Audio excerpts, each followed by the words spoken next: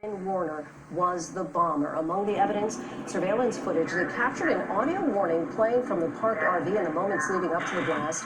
A second angle shows the deadly force damage across multiple city blocks, phone communications knocked out.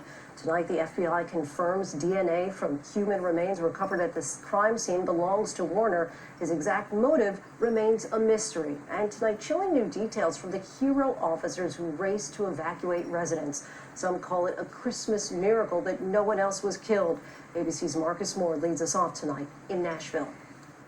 Tonight, investigators identifying the bomber behind the Christmas Day RV explosion that rocked downtown Nashville. Oh my gosh.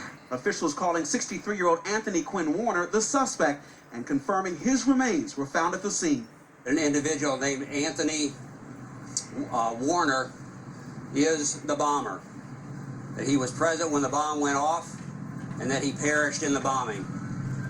We base this conclusion on forensic evidence, including DNA evidence. Tonight, for the first time, the hero officers reliving the moments they rushed to evacuate residents just minutes before the RV exploded. So I feel very lucky to be alive. Officer Brenna Hosey among the first to start banging on doors. We spoke to a mom. She said it was a female police officer, came to them. Do you remember that moment? We needed her to evacuate. She said, okay, let me get my kids.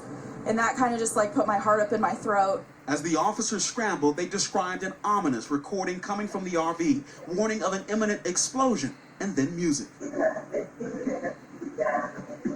It's downtown by Petulia Clark.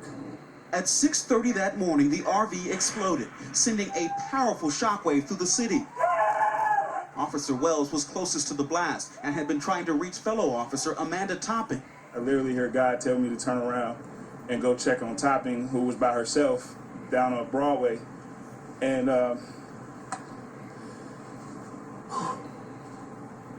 as I turned around, for me, it felt like I only took 3 steps.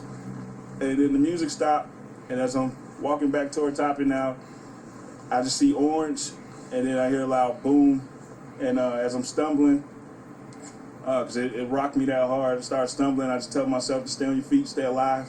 The force of the blast left Officer Wells with temporary hearing loss, but thankful to escape. I've never grabbed somebody so hard in my life.